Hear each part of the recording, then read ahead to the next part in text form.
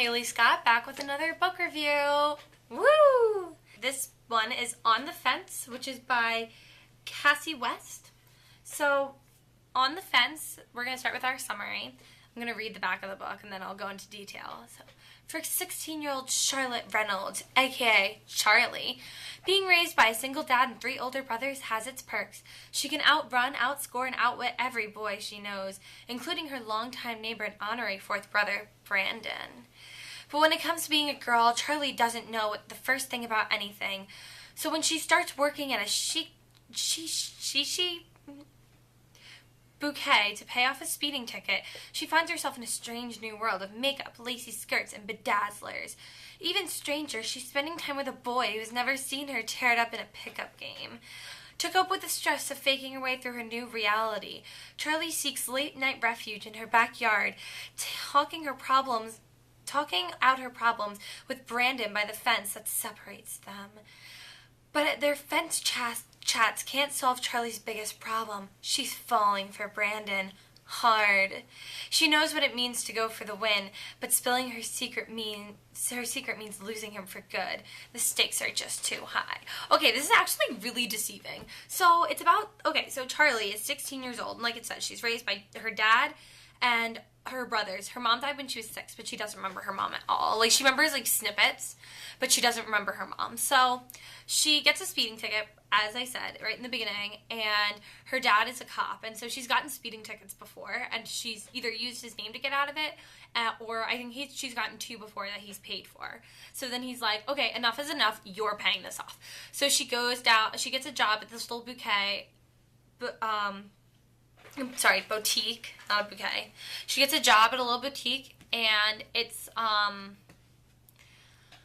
she gets this job at this little boutique, and it's literally just this one woman, whose name I already forget, and now I feel bad. Yeah, Linda's the name of the lady who runs the boutique, so it's literally just Linda and, Charlie, so Charlie's kind of, like, working at this boutique, and, like, she just wears, like, sweats and a t-shirt, so then Linda's like, yeah, you can't wear that to work, so then, like, she has to wear, like, girly clothes, and, like, she becomes kind of, and so, like, one of the girls down the street, whose name I also forget because I suck,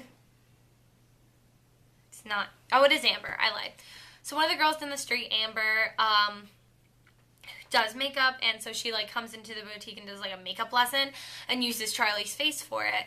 So Charlie, and then Charlie also didn't tell this woman that her mom died, which is kind of one of the big conflicts of the book, because she is kind of sick of people treating her differently. So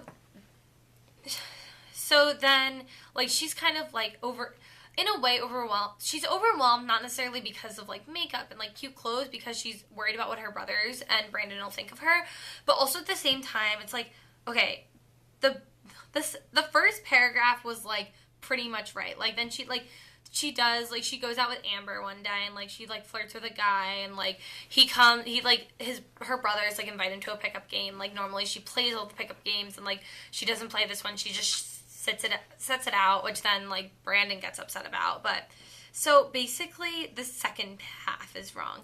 So it's not necessarily the stress of her new reality. Charlie has nightmares because of, like, she has nightmares of her mom, like, tucking her into bed and then, like, leaving, and, like, rain and, like, blood and stuff like that, basically from the night her mom died.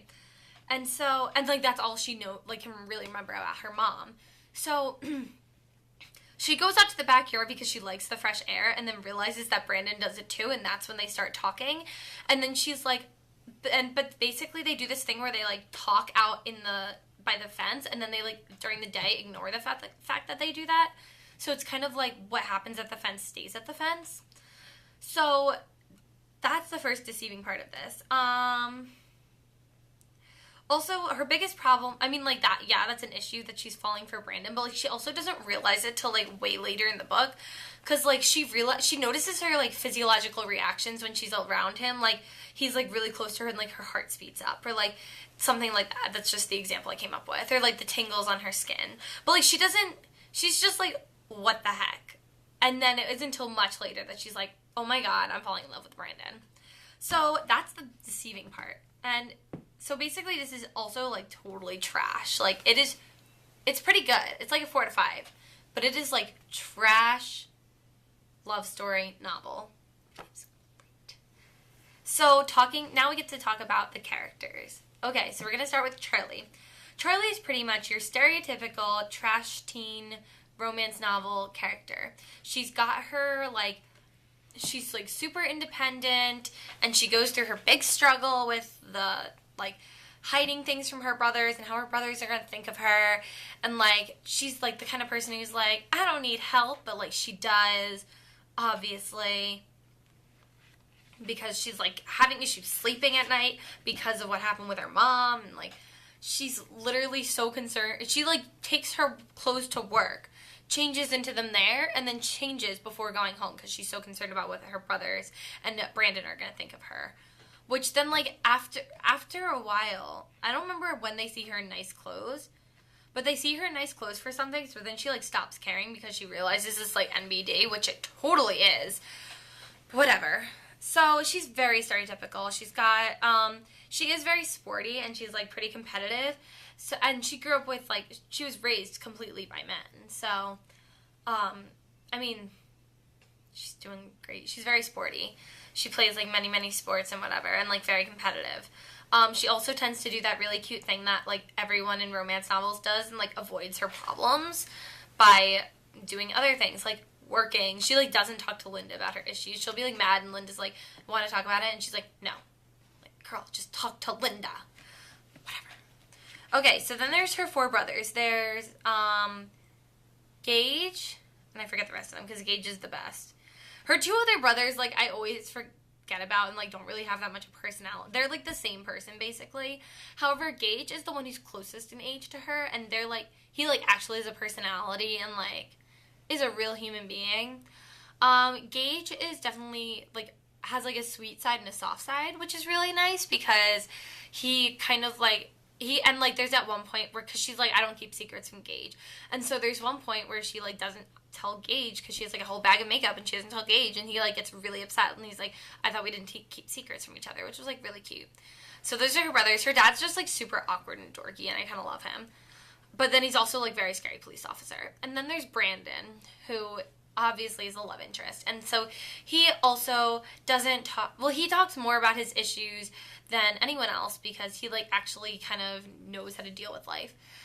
So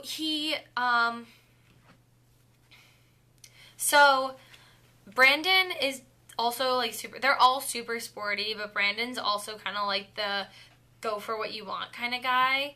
And he, like, goes, he's ambitious. There's the word. He's ambitious. So he, like, definitely goes after, like, what he wants. And, he also, like, wants what's best for Charlie, but, like, in a way that he kind of is sometimes a butt about it. And he, like, he doesn't tell her, like, I'm doing this because, like, I'm scared for you or something. Like, when she has her guy and he, like, gets, like, really pissy about it. He's not like, yo, like, I'm upset about this because I think, like, you're too good for him. He's just like, because obviously no one communicates in books. So, and then the guy, like, there's Amber, who's just, like, that fun, sparky friend, and, like, the guy whose name I already forget, the other guy. I think his name was, like, Eddie or something. I don't remember. It wasn't really important. He was a plot device, so he doesn't really matter that much. So, yeah, it was a time. She also wrote this book called The Distance Between Us. So, maybe I'll read that one next. But my actual next read is Lies We Tell Ourselves by Robin Taylor, which is a historical fiction gay romance novel. So, be ready for when that comes, because that's, like, right up my alley. Like, everything could be gayer. It's great. Alright, well, if you have any book recommendations for me, leave them down in the comments below, and give this video a like if you enjoyed it. Yeah. On the Fence, Kasie West, 4 to 5 stars. Bye!